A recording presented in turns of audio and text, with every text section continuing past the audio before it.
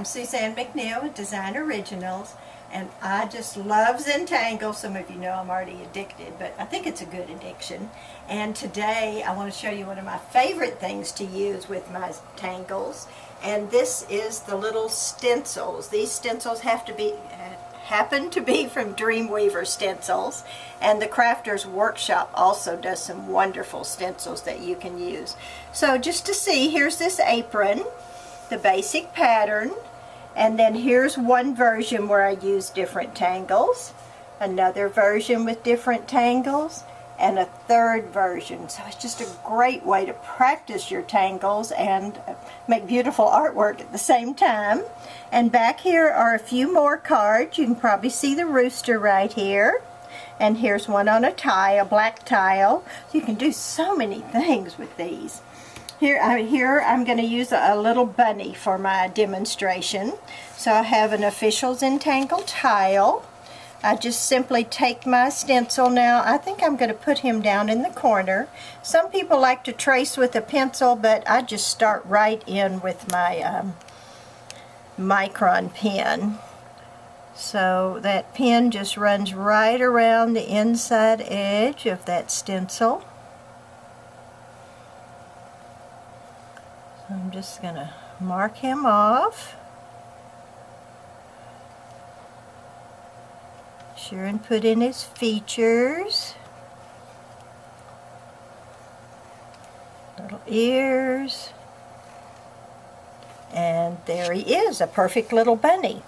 I thought he needed one little line right there, so I just added that line.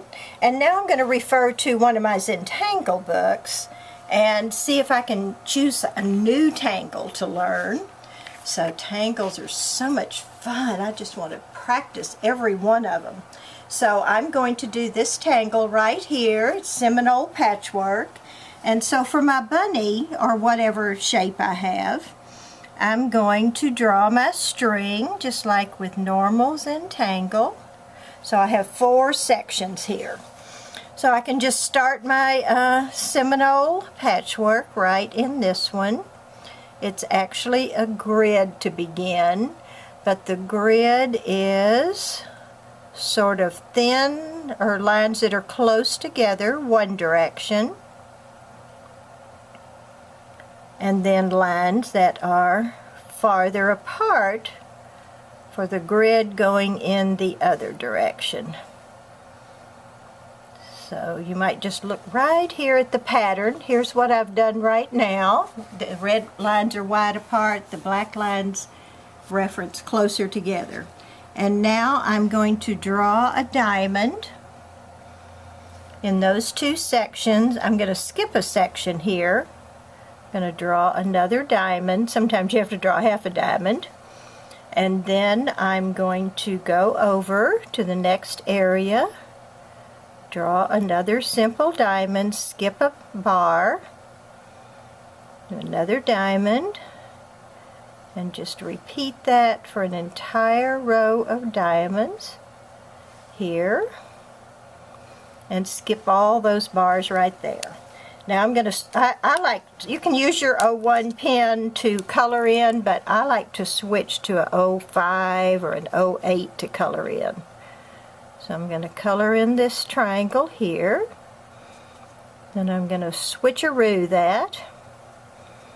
Color outside the triangle here. And again, I'm going to switcheroo that. I'm going to color the triangle here.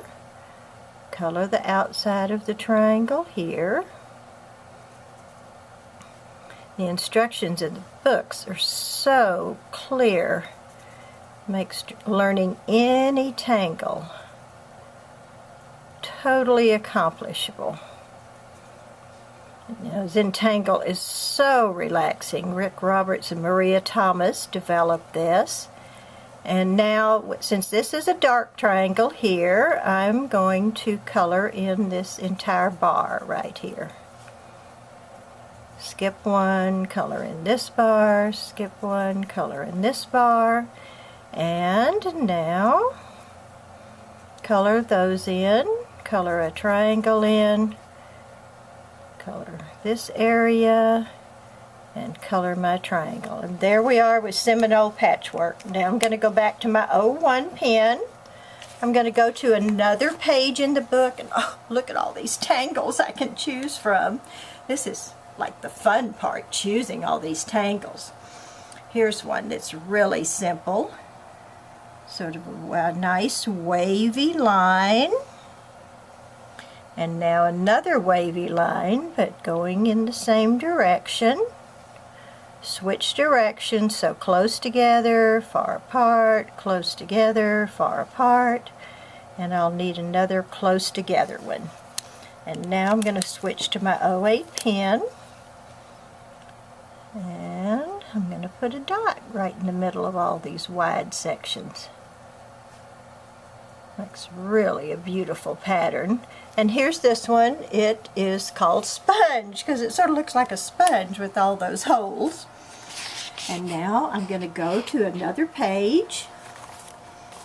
And this one's really simple. I love this one right here. So this one I'm drawing 2 parallel lines. This one's called Sine Waves. I'm going to draw another pair of parallel lines, another pair, and now this time I'm going to draw a long, I'm going to turn my towel a little bit, it makes it easier, a long oval, and I'm coloring that in because now people won't know that I drew those first parallel lines first. This is part of the magic of the tangles. Sometimes there are optical illusions that occur. It makes it hard to figure out how to do it, but that's why we have the step outs in the books. So you can see how they're done step by step. Oh, I forgot. Rick Roberts and Maria Damas developed Zentangle, and it is purpose is to be relaxing and encourage everyone to do art. There really are no mistakes. Sometimes they just turn into new tangles if you draw a line going the wrong way.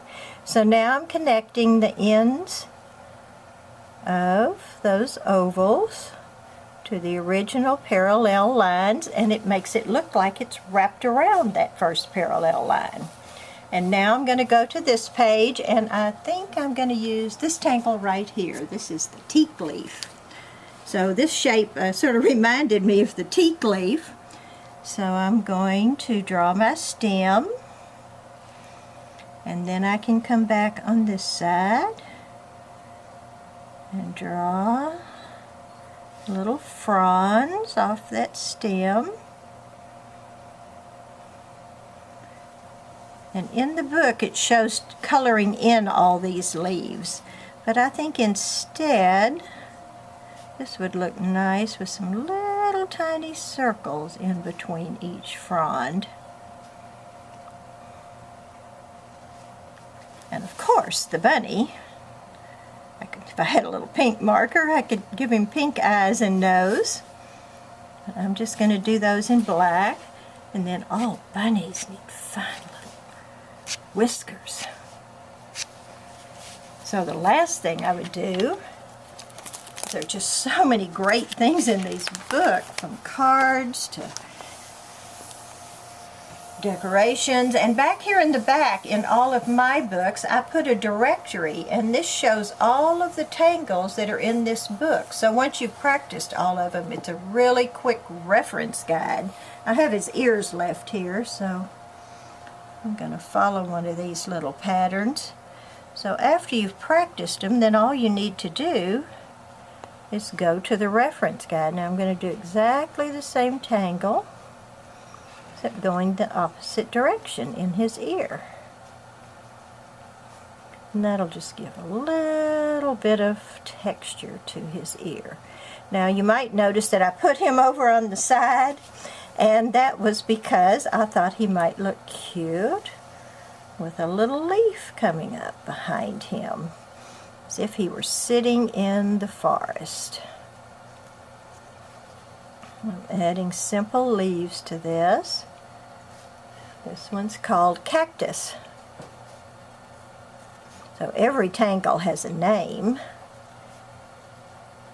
and sort of fun to learn those names if you can, but even more fun to learn how to do the tangles.